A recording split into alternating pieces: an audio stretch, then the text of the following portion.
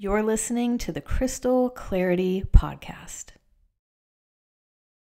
Well, hello and welcome to episode 9. This episode is really special and important. This is all about clearing energetic imprints from stones in jewelry. Energetic imprints can include emotions that have been traveling in that stone, beliefs, programs, karmas, conditioning, deep energy that if you got a stone from great Aunt Millie, or it's something that you got proposed to with this diamond and it was like passing through your partner's family for many generations, stones that have certain bonds like that with families, stones that run in bloodlines, stones that have connection to ancestry, stones that have connection to genetics, stones that people consider their special ring or their magic ring or their power necklace or their power piece. There's going to be a lot of information exchange between stones and their people when people consider them as important like that. So today's episode is all about how to clear and recharge stones inside jewelry. I'm going to tell you about a couple of the stones that you really want to do this for. They're so highly imprintable and they're so highly empathic that you really want to make sure that you do this really simple ritual with these stones. I'm going to talk to you about the one stone that I use to do this work, the number one main player primary stone I use to clear jewelry, and I'm going to tell you exactly how to do it. So it's simple and you can do it at home and it's a great practice. And let's get right into episode 9.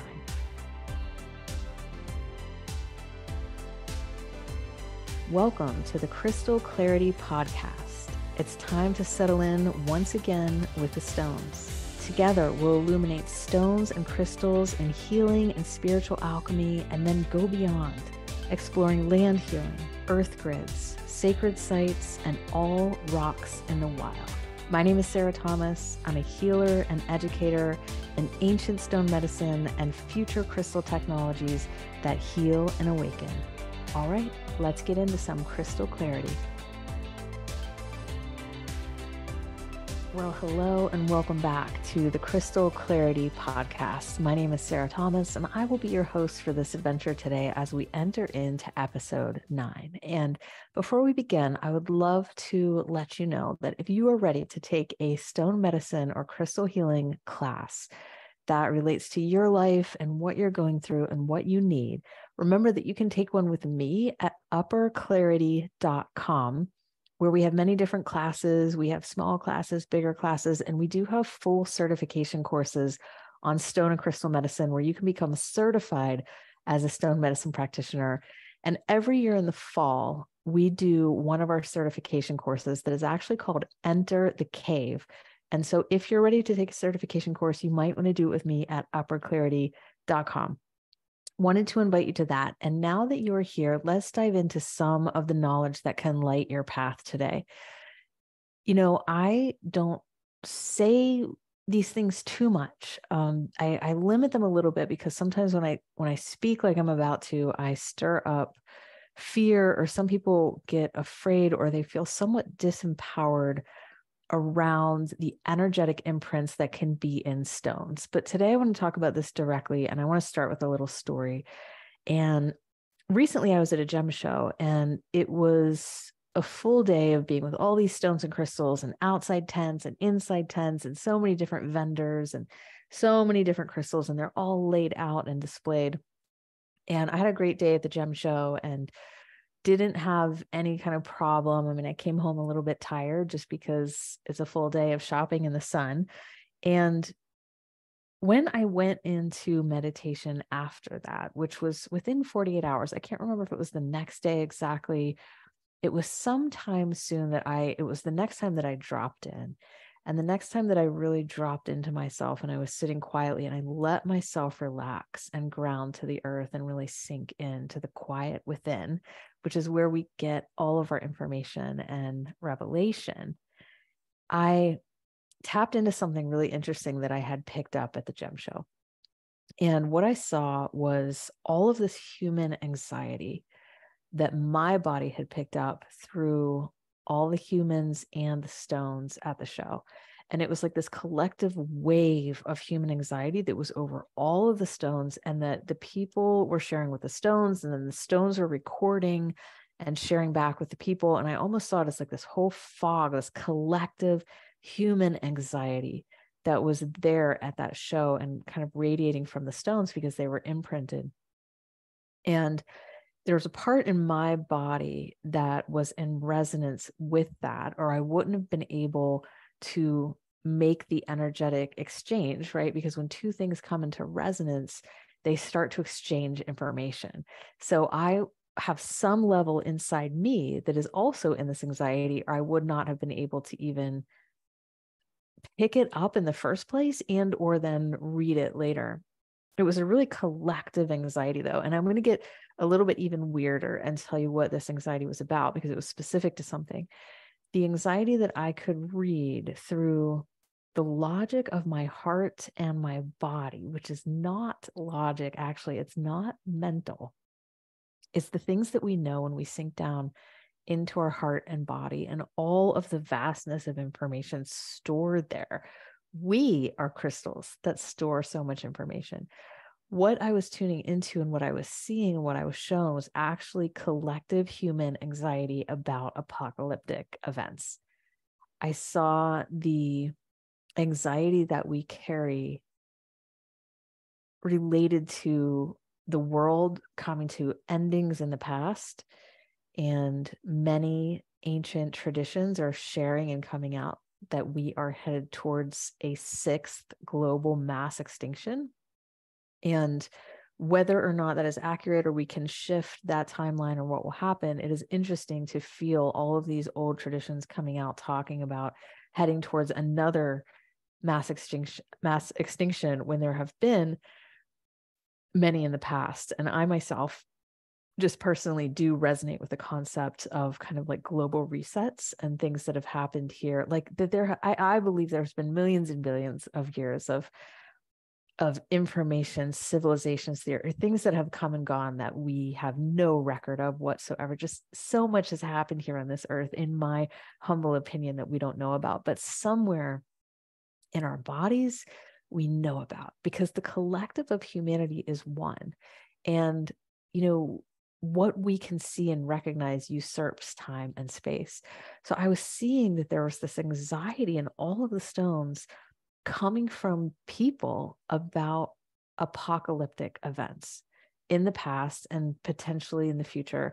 And there are certain sources that do talk about that we are under this collective trauma from past apocalyptic events, past times when there's been massive cataclysms on the earth, and we have that recorded in our body and we still feel that. So it was a really deep thing that I picked up on.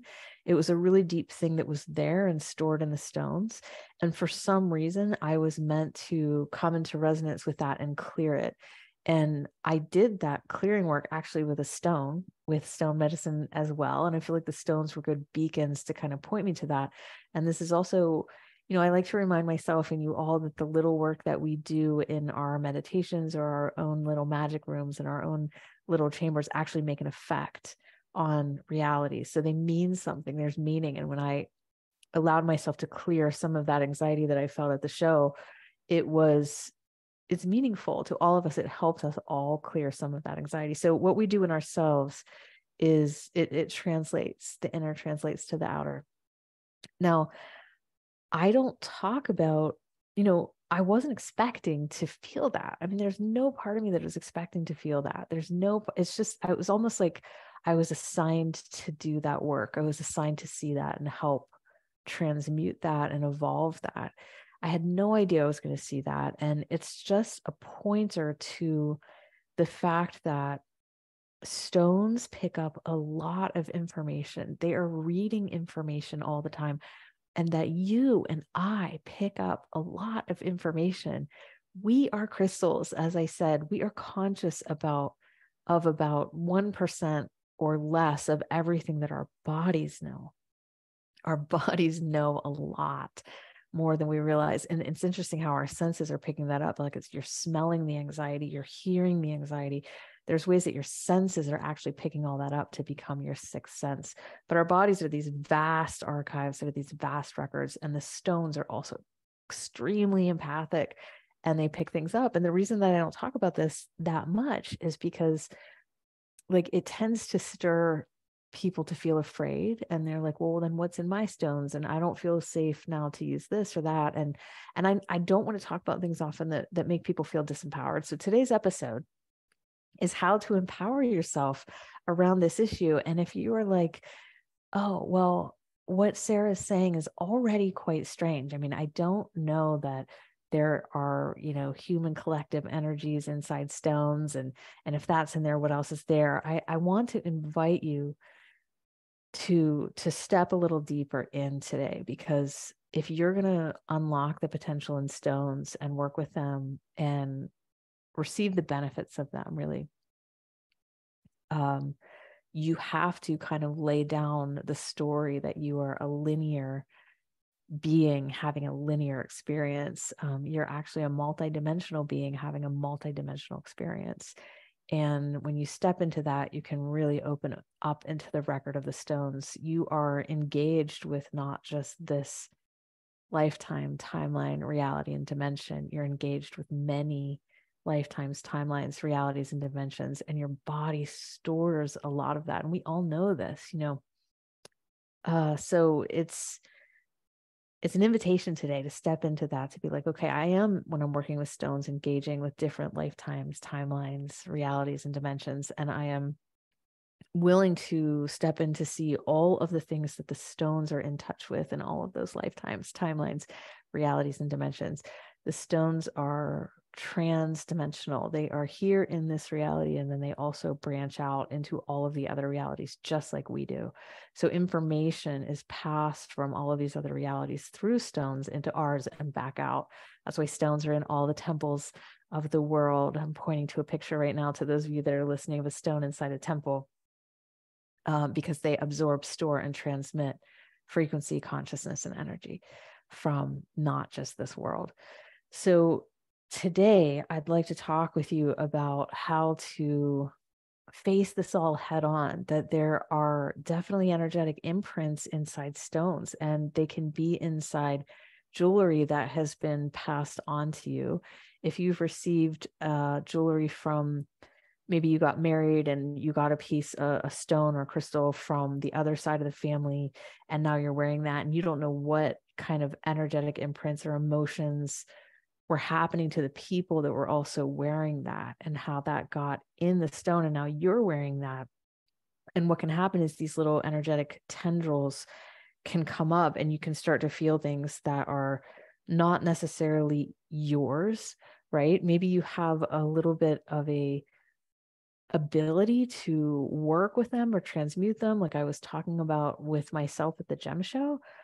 And maybe they're not your business at all. Like there's no reason for you to be feeling these things or carrying around, your great aunt Matilda's betrayal that she felt in her heart, or, carrying around your great, great, great grandmother on the other side, on your husband's side or on your wife's side or whatever that is, the sadness that they carried in their heart, because stones pick that up. And especially when you have a stone and you really kind of feel it like it's your medicine piece, or it's your important piece, or, this diamond is my diamond, or these pearls are so important. And when we make that kind of pact with a stone, like we're calling it a medicine piece or a power piece or a talisman or something that's been passed down, when the more relationship we have with a stone, the more energetic exchange there's going to be. So it's these pieces that are passed down, and these pieces you might have been given, that actually have great energetic exchanges with other people. Just think of the rings and stuff being passed down in the royal families, and all the things that those are carrying. So let's move into a process for you to clear and recharge some of the special jewelry that you might have, so that you can feel empowered in this process. I also, this is a synchronicity and kind of a pointing to do this episode. I don't really pre-plan these episodes. I just record when it's time to bring something. I got an email from a student, and she was really astutely telling me, letting me know that she had this great revelation where all of her stones in her collection kind of showed her what they were carrying of hers. And they showed her that her ego, and I mean herself, not like her, I'm more important than other people, but herself, kind of like her psychological identification with herself, had been having this exchange with her stones. And when she was starting to just start to transform and evolve into this new place, her stones were like, well, we're still holding all of this energetic exchange from the consciousness that you were. And if you want to shift to this new consciousness, then we need to do something about all of the records inside of us. So she felt all of that. And she felt that the old person that she was stored in the stones. And so she went through this process of getting rid of a lot of stones and then go through the process of clearing some of the stones. But she kind of had the courage to see all of it. And stones will always be a mirror for you. So they reflected that for her. I cannot wait. Oops, I bumped my mic, but I just can't wait for y'all to feel more about the soul level exchanges that you are actually having with your stones, especially when you use them with intention. There are major things going on with you and your stones that I hope to illuminate even more together as we go forward. We are going to today work with a really simple method. I'm going to take a little bit of time, just a few minutes, to tell you why it works, but it's actually a really simple method for clearing and recharging your jewelry. What I want to do is take the outdoors indoors. So you can clear and recharge your jewelry outdoors with the earth. It's a great way to do it. The earth is an incredible spiritual ally to work with. These are all her babies. All of these stones and crystals are like, she knows them, she remembers them, she made them all. They're like her precious treasures. And you can clear and recharge directly with her on the earth. But I know, because we're talking about special jewelry and because some people don't have access to outdoor areas that are safe, we want to have a method where we bring it indoors. We want to have a method where you can do this inside safely. So I'm going to tell you how to bring the outdoors indoors today to do this. And we're going to do it with hematite. We're going to bring the outdoors indoors with hematite. Hematite. Why hematite? How bring the outdoors indoors with hematite? Well, I'm going to start with why. Hematite is source energy itself. Hematite is the core source. It is like the great mother. It is the grandmother of all of the other stones. It is the grandmother of all things. I mean, it's the grandmother of all the plants, because all the stones kind of give all of their nutrients and energy and vital life force for the plants, who are the mother, to take that forward. And the stones are kind of the grandmother of them. And then hematite itself is the source energy, core energy of really the yin principle, the great mother of us all, let's just say, trying to sum that up. But so hematite is a source energy. It's like the divine mother energy. And it gives birth to all things. We'll say it like that. Hematite also has an incredible relationship with the earth, because the earth is mostly iron oxide and nickel, etc. There is this magnetic field that emerges from the earth, and hematite is mostly iron oxide and has a slight magnetic energy to it. So hematite can become kind of a holographic representation of the earth, and we can work with hematite to draw the earth to where we want to draw the earth to. We can work with hematite to magnetize the earth to where we want to magnetize the earth too. So I want you to think about working with hematite to magnetize the spirit of the earth to your altar, or to the sacred space in your home if you don't have an altar. Any place in your home that feels alive. Maybe it's where you keep your plants, or it's on the windowsill, just somewhere that feels like there's life force and chi in that place. You can draw the spirit of the earth to that place with hematite. And I'm going to ask you to, the other huge reason is that hematite is full of red. You know, it looks silver or dark black on the outside, but when you scrape a piece of hematite along a piece of paper, it makes a red streak. It makes a blood red streak. Inside hematite is real red iron, what we make red ochre from, what we make red pigments from. So there's this depth of like blood from the earth. It's like the red blood core yin mother of the earth. And that relates to ancestry. That relates to bloodlines. Blood relates to what's being passed down through the family. So it is especially resonant with something that comes down from your ancestors or has been traveling through the bloodlines, came from your mother or father. That way there's a resonance inside hematite to ancestry. It actually has names in the ancient past that relate to ancestry. It has this correlation with the blood, which is also highly imprintable. Our blood is actually what's kind of remembering everything and where we carry our own memory. So hematite is like this stone that is pure divine mother, yin source of all things energy, with a direct, beautiful magnetic connection to the earth spirit itself. And it is full of blood. So it has the resonance of memory through the blood, but more importantly, even it has the resonance of ancestry through the blood. It's perfect for clearing imprints in jewelry, especially heirloom jewelry or passed down jewelry, or jewelry from an estate sale or amber necklace that you've put on your child so they can teethe. It is good for all imprints and all stones, because what we're actually going to do is make a hematite grid. And it's a very simple grid because it's just a hematite circle. So I would like you to get pieces of hematite mineral and put them in a circle. And that is going to be where you clear and recharge this jewelry piece. So how many pieces to put in the circle? There is a great energy where the energy will just lock in well with a number 5. So 5 pieces of hematite in a circle. 5 is about materiality in the earth. So it's a good number for magic. And 8 is a great number, which is about the great mystery and infinity and calling in energy that you wouldn't even know how to ask for, like miracle energy. The number 16 is a double of 8 and has a really good sound, good energy to it. And also the number 36 is a beautiful energy that's about wholeness. So if you get 5, 8, 16, or 36 pieces of hematite and make a circle with it, you are going to be drawing the spirit of the earth to that circle. That's your intention. You will go to that circle once you build it. By the way, if you would like to just get a bowl of hematite, like a lot of little pieces of hematite you have, you can just put them in a bowl.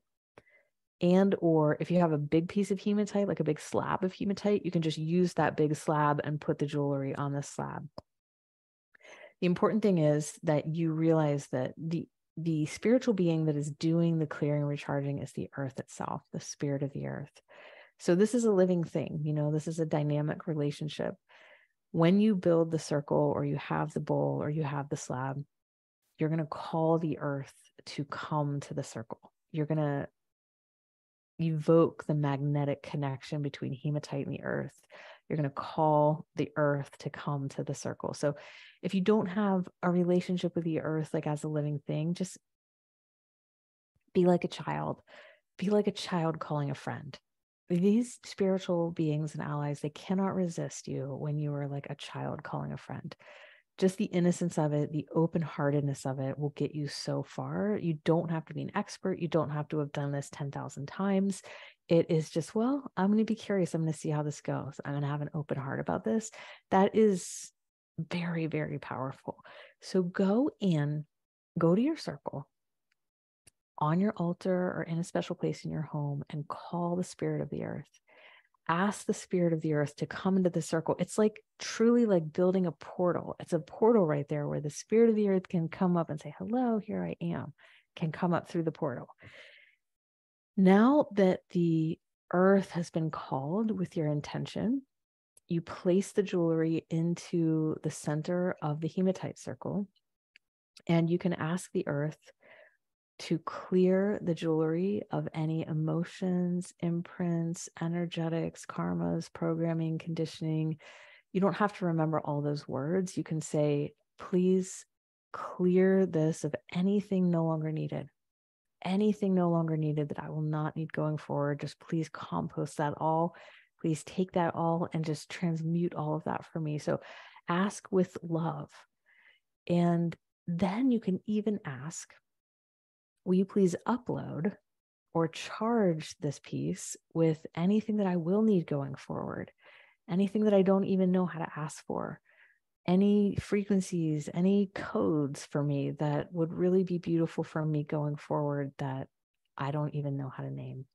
So you kind of open that piece up to let the intelligence of the earth figure all of this out. You don't have to know what's imprinted in the jewelry at all. You don't have to go into meditation or anything and figure out what's imprinted into the jewelry. That's the beauty of this. You're working with a higher intelligence being, the earth itself. So you're kind of giving it to something of much higher intelligence to do this work. You're asking a higher guide to do this work. So you're asking the earth to clear of anything that's no longer needed, and then ask the earth through the hematite portal to upload or charge the jewelry piece with anything that might be needed, and all the beautiful miracles that you don't even know how to ask for, and all the encodements that you may need. This is powerful. This is really special. You can, if you feel so called, leave an offering there. You can get some flowers and place it there. You can put something that you made there. You can put a little bit of honey. You can put something sweet. You can tune into the earth and be like, what would you like as an offering? Just something sweet to give back to you for this exchange, and just listen and place it there. The other thing that I want you to listen for is the length of time that this is going to be there. The earth itself, and this is a good practice to just get in relationship with your intuition and you're speaking with the earth. She might say, I need you to leave this here for 3 days. She might say, I need you to leave this here for just 24 hours and I'll take care of all of it. You might hear, I would like you to leave this here for 3 weeks to really let this all this clear and recharge. She might say, I need you to leave this here for 3 months. She might say, I need you to leave this here for 6 months. And your whole process is to listen. And interestingly, when we're working with this, we're working with something that usurps time and space. So all of it can happen in an instant. But the little nuance for you to kind of remember is that the length of time is sometimes based on what you need to hear, what you need to believe. And what I mean is what would clear your own conditionings and beliefs, and what would clear your own kind of karmas or ideas or programs about what's happening here. Sometimes what we hear back is more about helping us than what the earth actually needs. And what I mean by that is, if you know there is a lot going on with this pearl necklace from Great Aunt Rita, then you may hear something like 3 months. And the earth is wise enough to know that for you to believe that this is all cleared, you needed that timestamp. You needed that amount of time to get that. So I hope that you can read that nuance, that sometimes what we hear is just actually what we need to hear, and just trust it. Trust whatever you hear. It may be something quick. Remember, it can happen in an instant, and it may be something that takes some time. And you might be getting put into a process during that time where you are unlinking or clearing, but none of this you have to manage yourself. This is not about you figuring it out or doing. This whole thing is about surrendering to a being of greater intelligence, one that is, a mother to all of the stones, and one that all of the stones and all of us and all of our bones will go back to her at the end. So after the process, you can take it and your jewelry will be cleared, and that's it. That is it. You can, if you want to cover the piece, you can put it in a little bag, in a little silk bag, or just a piece of silk, just fold it over. It doesn't have to be a bag. Or if you resonate with some kind of organic cotton or something from your yard or something where you feel like, I feel like I should put this in this bundle of leaves while it's clearing, or there may be different things that come up to help you clear it, to put it in, to have it covered. And the whole thing is that when you build this hematite grid, this hematite circle, you open ritual space. So when you open ritual space and you're speaking with the mystery, you're speaking with the divine, like that's a holy time where you may hear different things, about what to offer, how long to leave it, what you might want to put it in. You might just hear other things. I mean, it might want a certain kind of water to wash off in before it goes in. Y'all, thank you so much for listening to how to do this. That is really all that it takes. The more that you kind of relate to the earth itself and the closer that bond becomes, because relationship is the great activator, the more the power of your medicine will really stir and come up. It's all about that relationship, but you have to start somewhere. So if you don't have a relationship with the Mother Earth very much right now, just start like a child calling in a friend. That's all it is. There are certain stones that really could use your support in this area. One of them is opal and one of them is pearl. And I want to bring this up because opal and pearl are so imprintable. They are so empathic. They are like babies. They are recording everything. And to learn to work with all of the empathic nature of these stones, like to work with it well, to work with it for good, to work with it right, we'll get there in the future. Right now, just know those are so empathic that you want to be particularly careful if you have pearl or opal. I don't mean careful, I just mean conscious. Like if you have that kind of jewelry, really take to heart this episode and this ritual and really let yourself do this work, because they do pick up so much. And you do not want to be carrying someone else's like deep self-worth issue or someone else's belief, that everything's going to turn out bad, or these things that we carry are so deep. And if someone had a relationship with that stone and it got imprinted in it, you don't need that as another part of the energy that you're dealing with in your life. So stones like diamond and gold have a little bit more of their own, strength. They're a little bit less imprintable. I would still do that with these stones, but when you're getting into pearl, opal, something like amber, you want to really take care of it and clear the imprints. So I think I want to leave it at that for you today. That is how to clear imprints and energy from jewelry with hematite. And thank you so much for coming today. And one of the big things about this episode is one to pass on. It's definitely one to give someone, share this episode, because if people don't know, they don't know. And they might have been wanting to clear their jewelry for a long time or have something going on, some energetic exchange going on that can end at this point. And if they don't know, they don't know. So share the episode with them. And thank you so much for doing that. And I will see you in the next episode of the Crystal Clarity Podcast. Thank you so much.